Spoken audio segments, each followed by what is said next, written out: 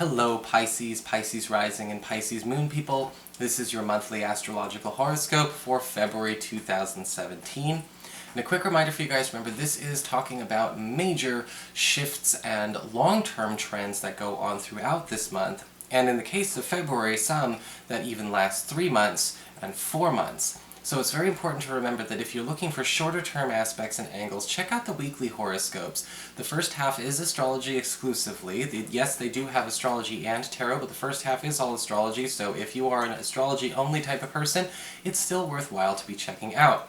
And of course, if you'd ever like to get a session with me, you can always follow the links below, or go to integrativemysticism.com.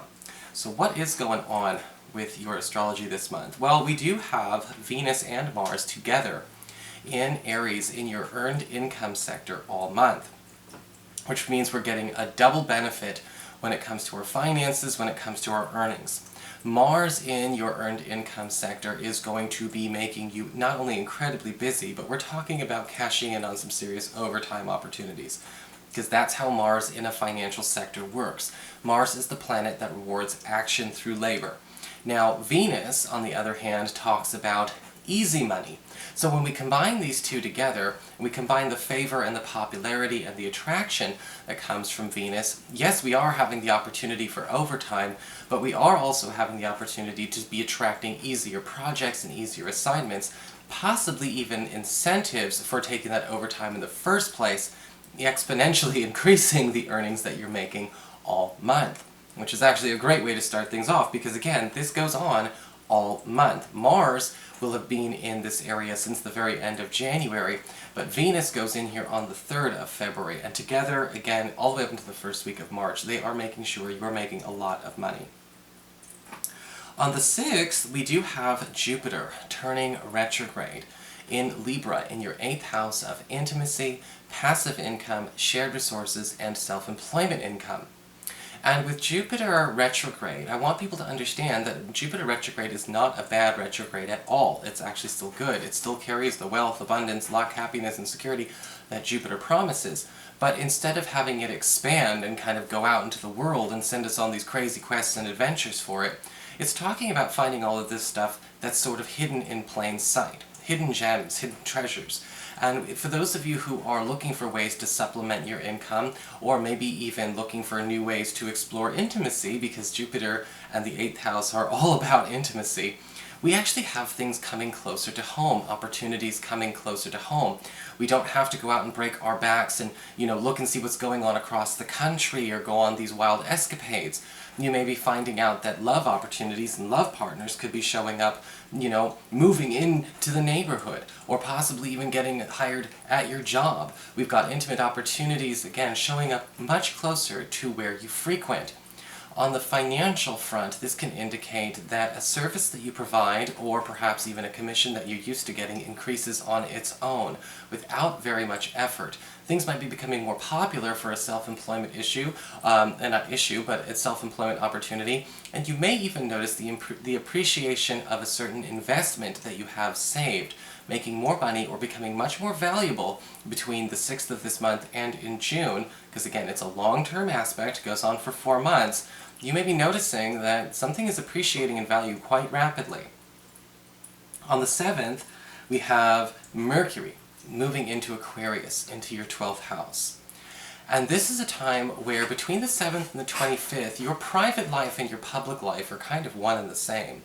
And that might feel kind of scary at first, but one of the things about Mercury in the 12th house that has its benefits is that the closer you are to being more, I guess you could say, open and honest, more walls are coming down, the less outside, pretense, the more opportunities that are coming your way. We're bringing people closer, our friends are getting closer to us.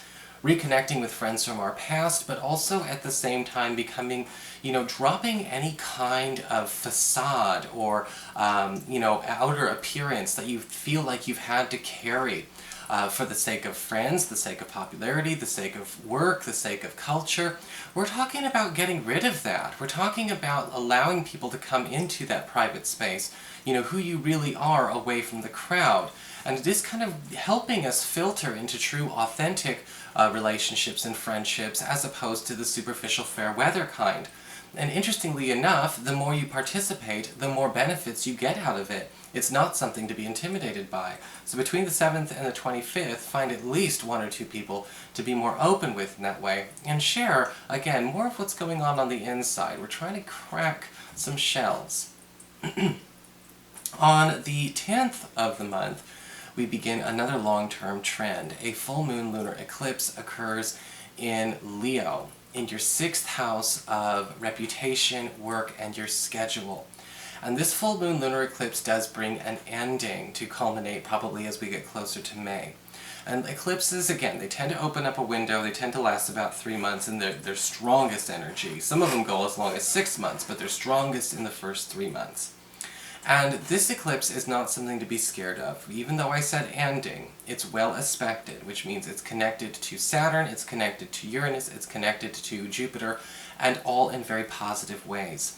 This is going to be a way for a lot of you to have some kind of big breakthrough or even break out of a binding situation with your finances, your schedule, or your employment situation that you need to escape, something that you're trying to get away from. If something has been too restrictive, or perhaps you feel like you've been somehow bound up by an obligation, or maybe even a work role that's not versatile enough, maybe you've been feeling like finances have been too much of a crunch. We obviously see finances are going to be great this month anyway, but we're breaking you out of a pattern that has sort of had you stuck.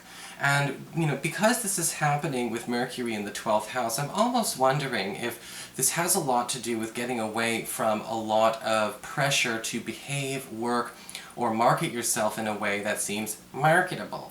And I think that for you, in a lot of ways, this could actually boost or launch your career by being as unconventional as humanly possible, because we're going to be celebrating uniqueness over the next 3 months anyway, with a lot of other stuff that's going on.